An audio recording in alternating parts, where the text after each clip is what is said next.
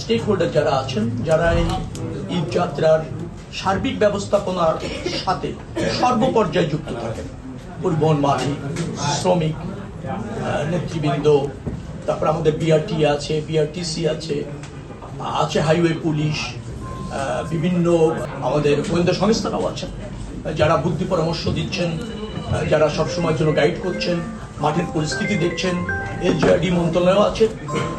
সবাই মিলে আমরা সেই সমস্যাগুলি সমাধান কিভাবে করা যায় সে ব্যাপারে আলোচনা করেছি, কিছু সিদ্ধান্ত গ্রহণ করেছি এবং আগামীতে সেগুলি দ্রুততম সময়ের মধ্যে কার্যকর করার চেষ্টা করছি। সে বিষয়ে আজকে আলোচনা হয়েছে। যেমন ধরেন, আমাদের একটাই চ্যালেঞ্জ আমি প্রথমেই বলেছি যে চলমান আছে। ঈদ যাত্রা নির্বিঘ্ন করার জন্য দীর্ঘদিন ধরে সব সময় সব মন্ত্রণালয়ে তার সক্ষমতার শতভাগ নিয়ে চেষ্টা করে। তো এবার আমরা প্রাধান্য দিয়েছি, গতবার যেটা হয়েছিল বিজিএম এর সাথে আমাদের একটা কথা হয়েছিল যে তারা 3টি স্তরে গার্মেন্টসটাকে ছুটি দিবেন, কিন্তু গতবার সেটা সম্ভব হয়নি।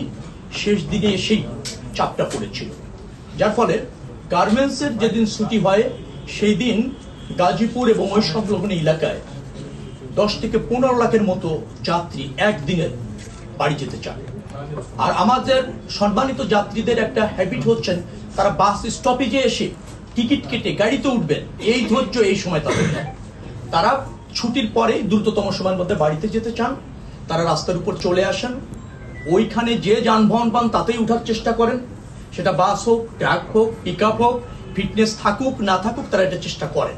তো তারা বাস স্ট্যান্ডে এসে টিকিট কেটে নিয়ম মেনে গাড়িতে উঠবেন এরকমের মানসিকতার মধ্যে থাকেন না, এইভাবে তারা অভ্যস্ত না। ওই দিনটা আমাদের জন্য খুব চ্যালেঞ্জ হয়ে যায়, এটা যানজটও তৈরি করে এবং অনাকাঙ্ক্ষিতভাবে যে কোনো যানবাহনে যখন তারা চলে ঝুঁকিও বাড়ে, দুর্ঘটনা ঘটতে পারে। আবার ওই রকম পরিস্থিতিতে ভাড়া নিয়ন্ত্রণ করাটাও কঠিন হয়ে যায়, কারণ স্টপেজগুলি, কাউন্টারগুলি যেভাবে আমরা দেখভাল করতে পারি, নজরদারিতে রাখতে পারি বা যতটুকু দায়বদ্ধতা তাদের আছে প্রতিষ্ঠিত পরিবহনগুলি, তো ওই যত্রতত্র পরিবহনের আর তখন সেটা থাকে না। এটা আমাদেরকে গত ঈদে বেশ কিছুটা বিব্রত করেছে এবং কিছুটা অনিয়ম, কিছুটা শৃঙ্খলা অথবা যানজটের ক্ষেত্রে প্রভাব ফেলেছে।